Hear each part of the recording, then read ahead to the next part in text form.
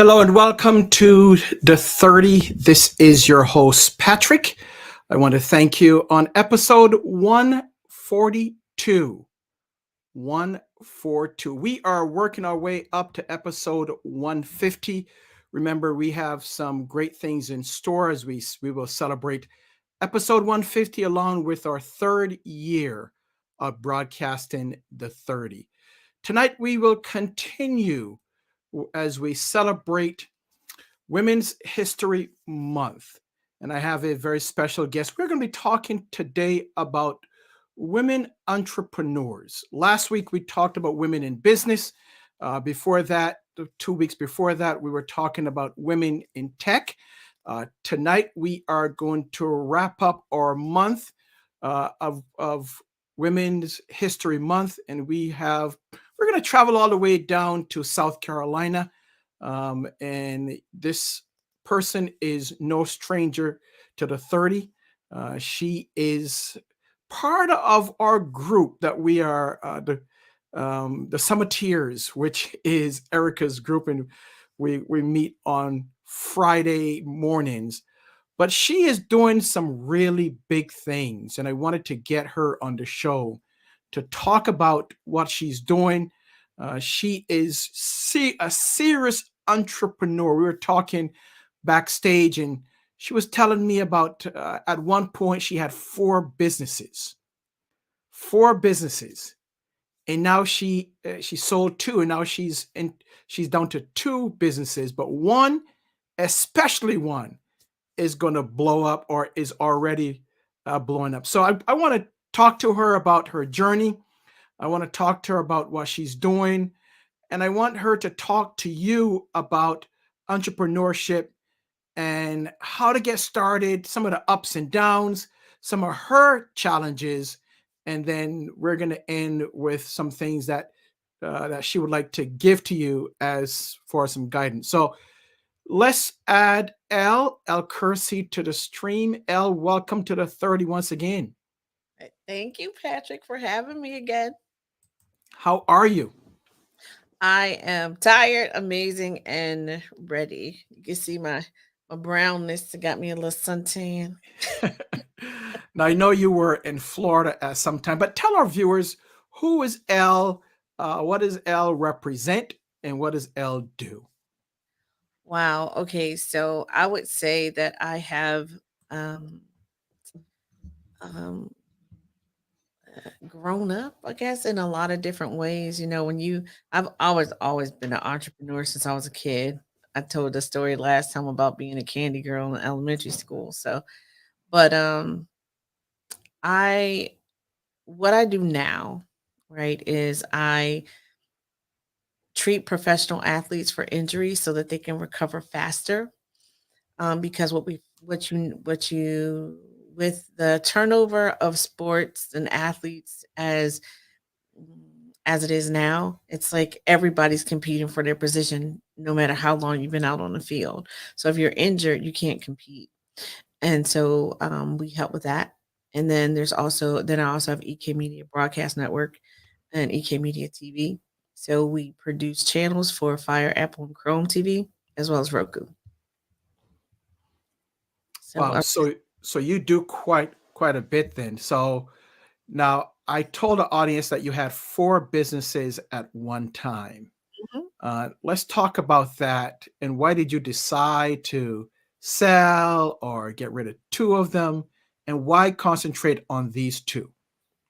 Okay, so my other two businesses, one, I have, I am a nerd and I learn really quickly. So I am a certified jewelry designer by GIA, and so I used to have a jewelry company called Noesla. And so before the price of gold used to be like $100 an ounce and different stuff like that, and then it went to $2,000 an ounce and $2,000 an ounce, and it just became exorbitant. I decided that it was not my moment to continue on, even though I had already been designing jewelry and it was being sold in different art galleries and stuff around the country. I was going to do the JA New York show, which is the same show that David Yurman did, so he could become David Yurman, the big brand. They actually invited me to come, which I was really excited to do, but it just wasn't the thing for me to do right then. The Lord had different plans. And so I thought, once everything kind of settled down, that I would go back to that. So I blow glass and do all kinds of, I do lamp work and different things with glass and different types of art. And so I make, I was making, so I was in the process of moving into casted jewelry. So you can make like fine jewelry and all different stuff like that. So, and then my other business was more of um, like support, helping other businesses to understand the fundamentals of how to get into business and how to start your business and what are the most important things to do, because everybody thinks, oh, I gotta have a logo, I gotta have this. Well, yeah, you need to have all that, but you also need to have um you need to know what type of business you're going to have. You need to know what type of attorneys you need to have, what types of insurances you need to have, all those kinds of things. So, and I had a team of people that were like the go-to people that you could get. So for that kind of help. Wow. So you've done that. You've sold. Did you sell both of them, L, or? Oh, I sold the, oh, and I used to have a magazine. That was my other thing. So I sold it. I sold the, I guess it's called, now it'll be called consulting, right? Back then it was just like business advisory, right? And so Mhm. then that is a part of another business now. And then the magazine that I used to have actually was bought by um oh, what's the name of the company? I can't remember.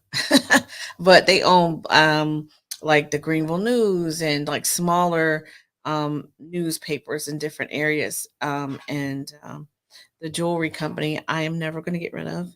It is an ode to the women in my family. So once I get to retire, I will go back to doing that. All right. And now you have, as you said, EK Media. What is EK Media and what does it do? EK Media is a broadcast network, right? So what we do is we actually create channels for businesses, um, so that you can own your. I am a big proponent of owning your platform and owning your content and not allowing the 95% of the. Well, actually, it's 99.75% of the valuation of your content goes to the platform that it's on. Hmm. So if you're on like Roku, I mean, if you're on YouTube, YouTube gets 99.75% of the money that's generated by your platform, or 100% if you're not monetized. There's Mhm. only 0.25% of all channels on YouTube are actually monetized. Yeah. So like us, we're streaming to YouTube, LinkedIn, and Facebook. And I know you are big a proponent, as you said, owning your content, right? So tell our viewers, as you said, not only financially is it rewarding, but also you have control of it. Why is that important? Because you want to be able to know, oh, there's a lot of things that happen around just your content. There's different pillars of people who will use your, or who can utilize your content. There's different areas of information that you want to use. So think about when you're trying to figure out who to market to. It's like, so my target market would could be children between the age of 12 and 15 that want to get to learn about makeup. Okay.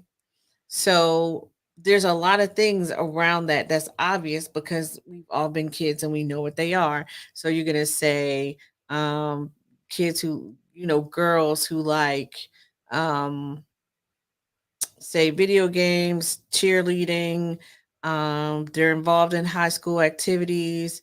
Uh, they're part of the PTA with their parents, stuff like that. So you have all these other things that can help you identify who your target market is, not just that they're girls age. Those are the first things that I said, right? So now you're went so because that's obvious, think about, I'm trying to sell widgets to nurses. Well, what else could nurses be interested in? How did they find your content? So forth and so on. So there's all these other pieces of data that's collected by platforms that they don't share with you. Mhm. So like, okay, the the person find you, right? So if they didn't come off of like an ad or something that you ran, how did they find you? Right? And then once they found you, where did they go after they found you? Did they buy something from a different company because your content, they why didn't they buy from you, right? So did they buy from someone else? Was there something, did they get distracted and didn't buy anything? How can you get them back based on the fact that they came to see your content, but you never know who they are? So they want you to focus on how many views you have when views don't do anything for you. So you own your Roku channel, Mhm. all right? And what is that, and how does one become an owner of their own Roku channel? Well, okay, so there's okay, so for us, we help people who are prolific creators. So Okay. like you and Erica and Jason and y'all probably don't know who else people are, but those are people in our mastermind, right? They all make a lot of content. And so they have people who would love to consume their content without the distractions, right? So no commercials, no other ads, no how can I say that? They can consume just your content Mhm. solely, cleanly, without interruption, right? Which YouTube used to be that way, right? You used to be able to go to somebody's channel and you could watch all their content in succession. So it's like you got four classes, you can watch all four classes that way. Now it's not like that. It's like you have to sometimes they'll take you out of the channel that you're on and send you somewhere else, and you have to figure out how to get back to where you were. Have you noticed that? Yeah, because for when we were doing our live shows, used to be in one spot. Now live is totally different. So all you see is some of the shows, but you don't see in our in order to see the live shows, you have to click on live.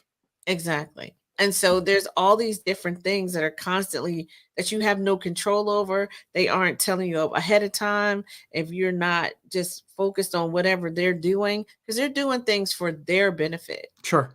So you because it's free, that makes you the commodity. So if you have a platform, so you can have your own app, it doesn't have to be Roku, right? You can have your own app, you can have like um a membership platform. I mean, you could do all these different things where once people come into your orbit, they get to consume your content freely and easily. Got it. So I'm talking to Elle Kersey. Elle is the owner of two businesses. She's the founder of Luxe Maverick and the CEO of EK Media. She's also an author. She's a speaker. She's a host. So she does a lot of things. So if you have any questions for Elle as we continue our celebration with Women's History Month, go ahead and drop that in the comments, and I'll make sure that we bring that up. Let me see here. I think I saw my cousin here. He is, hello from the island of Barbados. What's going on, Jefferson? Hi, Uh, Jefferson. so Jack. that's my cousin. Exactly. So shout out to him. If you have any questions or comments, make sure that you drop them in the chat and in the comments, and we'll make sure that Elle answer them. So Elle, how did you get involved? I know you said from a young age. What inspired you to own businesses, to become an entrepreneur? What was your inspiration in that start? I would have to say my family. You know, my dad was this is crazy. My dad was a gourmet chef and a um just a really great guy. Like, oh, I'm sorry, I miss my dad so much. He passed like not that long ago. But so he was a chef and a pathologist, which sounds crazy, but that's how he paid his way through college as as a chef. And so his um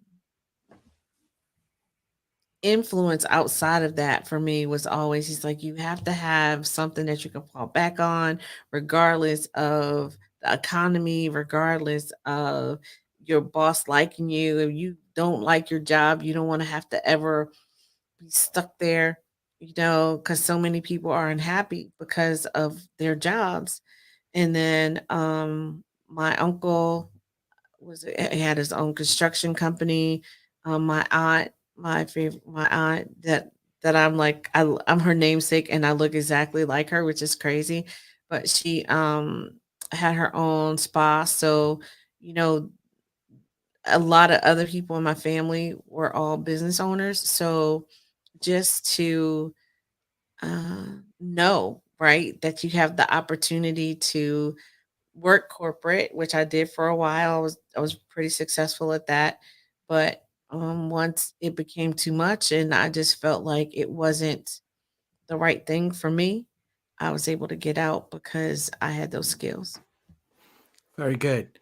And let's talk about some challenges because we're celebrating Women's History Month, and we know sometimes, well, not sometimes, the tables, things are not even for women, right? When it comes to in the workplace or in business, what are some of the challenges that you've had to endure as a woman in business? Yeah, I know that's so crazy, Patrick. And my story is not exactly like that. I've never really had Um, not that I could not anything that was blatant, right? Nothing that I can really recall where because I was female, I wasn't able to do because I always had I believe in strategy, and knowing where you want to go before you get there. So my attempt at moving was always planned and um and I think it's my mindset. Like, so my I was raised by my father because my mom passed when I was 9. So I didn't have that the female perspective. I my friend but like my friends are like, you just like hanging out with one of the guys, right?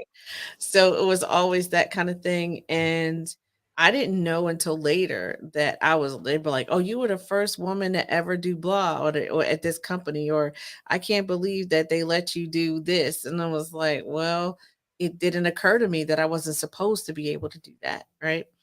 And so if there are things that I didn't get to do because I was a woman, I don't know what they are. Hmm. Wow, good. Now, we were talking earlier today. n- You're now training the next generation, right? Yeah. And your company, one of your companies, your daughter is part of it. How did that get started? What is she doing? And are you preparing her for the next level?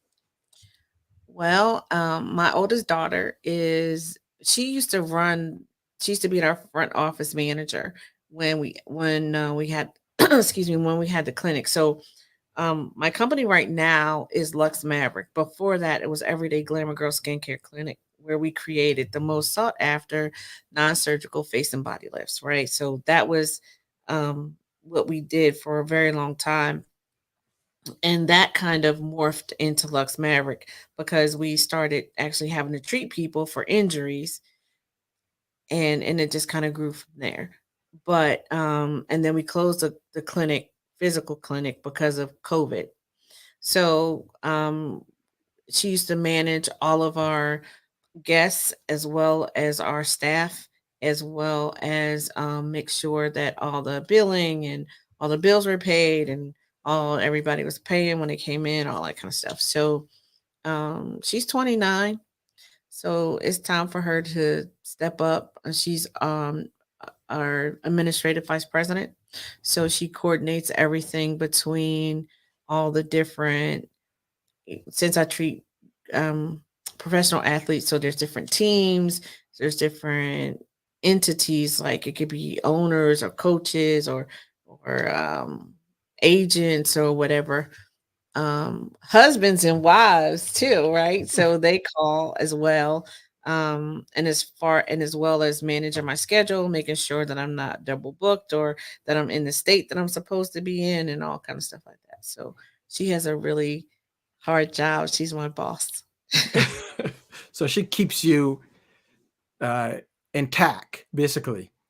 Yes. Yes. Do She's you she's pretty amazing.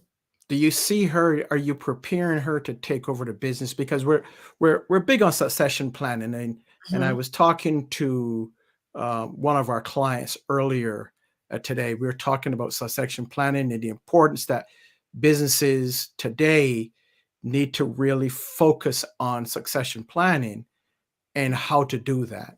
So, are you doing that with her to take over at some point? Absolutely. I definitely want to retire. So, we're kind of trained. When I turn 50, I kind of start thinking, okay, I'm not going to get another 50 years. And people always say, well, you could definitely get another 50 years. Well, that's not the average, right? Hmm. So average, I probably have like another maybe 20, 25, 30 years, something like that. Okay, fine. So, and I want to prepare for my great great grandchildren. That's like my thing. So I've been learning all kinds of like financial tools that you can use to make sure that your posterity uh, can come into this world not starting on zero or below Hmm. zero, right? So that's kind of what I've been looking at. And whether she actually wants to run the business or we decide to sell the business or whatever, it's fine because the vehicle will be hers once it's over. Good, good. Now let's talk about what you're doing currently, and then what's next for Elle and her company. Oh my goodness, Patrick. I don't know. No, that's not true. It's just there are so many moving parts right now and it's so exciting and I am super stoked about all the things. It's taken us 2 years to be an overnight success, right? That's how that goes. Mm-hmm. Um and I would even say probably 17 years if you want to go back to the beginning of Everyday Glamour Girl. So what I am is an integumentary specialist, and I use microcurrent therapy as my vehicle to help people improve their bodies, right? So, whether it is beauty, which I'm a master at, and as well as post injury recovery. I don't treat people who, like, when they're new with their injury, usually, unless a doctor requires it or requests it or something. But my sweet spot is when you have been through all of your medical options and they're like, we can't help you, but you're still in pain or you don't have range of motion or whatever. So that's where I come in. So what's happening now is more athletes are finding out that they have uh the need, right? They knew all the time that they had a need, but there's an answer, right? Mm-hmm. That's the thing. For a long time, players were just playing through the pain because they had to. There was nothing else that they can do. But if you have players like Cam Newton, and um, I would say Russell Wilson, and even okay, so everybody. Well, I don't know if everybody loves him, but what's his name? Guy came from the Patriots. Oh, he gonna kill me. Oh, Tom Brady. So like Tom Brady could continue to play if he wanted to, but the only way that they could do that, either one of them, is if they got rid of the old injuries. So it's like Cam has shoulder injuries, old shoulder injuries, plus some other injuries that he's had over the years. I know Russell Wilson had a ring avulsion or a finger avulsion, which kind of messes with his ability to kind of target. And then um, Tom Brady just has like just a lot, right? So, but the thing is if you can get rid of all of your old injuries, it regenerates your body into a more youthful state. So if you limp in because your knee hurts and we fix that, that won't be a problem. You don't have tennis elbow or shoulder pain or neck pain or any of that, and it's all resolved. So therefore, that allows you to add more years to your um to your time on the field. And it's really important because the window, see, we all watch them, we think they're great, but the window to actually be a football player is so small. Hmm. Hmm. And that career average is 3 years. And, a lot of players get hurt their first year. I had one player, he got hurt in the preseason of his second year. So, there's just, and it can be over. Hmm. Hmm. It really can be over. So what we're really trying to do is help players with performance, right? So that performance means that you're playing currently and you can't jump, you need to be able to jump a little bit higher, but you can't. Or your range of motion in your arms is not great enough. Then you have people who are at that sweet spot where they just need to be able to compete to get that one big contract. So it's like you get your rookie contract, then you get your second contract, right? So that's like the big money part. And then you have players who are retired who can't get out of the chair or have to do things like McMahon. I can't, it's not Jim McMahon, it's the other McMahon, but they have to like literally stab him in the neck every few months or so to take fluid out of his neck because his spinal fluid is backing up or something because he has CTE. And I'm like, it's just scar tissue. I can fix that. But it's just, oh, and I want to talk, okay, y'all. I want to talk to Dr. Malu. Y'all know him? Well, Talk. we are at that point, Al, so we can continue talking forever here. Yes. Um, so we're at that point. Let's pull it together. If someone wants to contact you, how do they contact you? Go to Luxe, Luxe, Maverick.com. So that's luxmaverick.com. Yes. Okay. All right. Any advice, last words, advice for someone that has their own business and looking to become an overnight success, as you said it? They have their own business, they've gone through things, but they want to become that overnight success. Any words of wisdom for them? Strategy. Everything in life is strategy. It's just you have to begin or restart with the end in mind. Where do you want to go? Mm. What's the plan to get there? So your desired outcome, what do you hope to accomplish first, right? And then you back into it. Mm-hmm. Okay. All right. Well, Elle, again, thank you so very much. The website again is luxmaverick.com. Mm-hmm. .com. Okay. Elle, appreciate you. Maybe I'll see you tomorrow with Yes. the crew. So you have a fantastic evening and go get it. Go become that overnight success after 17 years. Okay. Exactly. Exactly. All right. Thanks a Don't lot. one more thing, Karen. Go ahead. Don't negate your little win. Don't negate your wins just because you aren't exactly where you want to be. Keep going. You'll get there. Sure. Sure. Well, Elle, again, thank you so very much for your time. Continue success, and may God bless you and your family. We'll chat Thank you. soon. You Okay. too. Bye. Bye bye. That was Elle Kersey.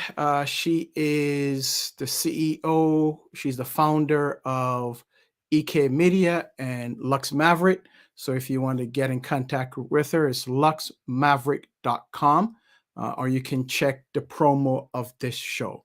So I want to thank her for being my valued guest. As we end, I just want to talk to you about something that's personal to me.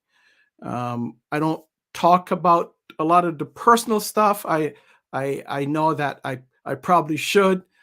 Some of my key players, my key team members said you need to talk more about personal things. You need to discuss more about what you're doing. But for this one, this is extremely personal to me. Monday morning, we were told that our retired bishop, Bishop Reginald McGill, had passed away. He was the founder of New Life Fellowship, the church that that we attend here in Rochester. But not only was he my bishop, but he was more than that to me. He was my second dad. He was my mentor. He was my friend. A lot of the things that I learned and where I am now, I owe it to him. He taught me a lot, not only from a husband, how to be a better husband, how to be a better man. He also taught me how to be a leader. So a lot of where I am today, I owe it to him. So hearing about that on Monday was extremely tough. Although he is battled through, he was battling through some illnesses, but to hear of his passing was extremely tough to me, to my family, and to my extended church family. We all love Bishop. He was a tremendous man of God. And he was not only a friend to me, not only a mentor to me, but also a mentor, a friend, a pastor, and a bishop to thousands others across this great country. So we've lost him, and we will miss him tremendously. My request is that you pray for his wife of 50 plus years, Dr. Cynthia. You pray for his kids and grandkids. You can pray for Maya, Adrian, Derek, Gabrielle, and Taylor, and their entire family. Also pray for our church family. He was the founder of New Life Fellowship and retired after 34 years in ministry. So we will miss him tremendously. So keep us in your prayers. I'm looking to do something in terms of remembering him on next week's show. So stay tuned to that. So keep us in your prayer. As we say, New Life Strong. So as we end, may God bless you and your family, and we will see you on next week.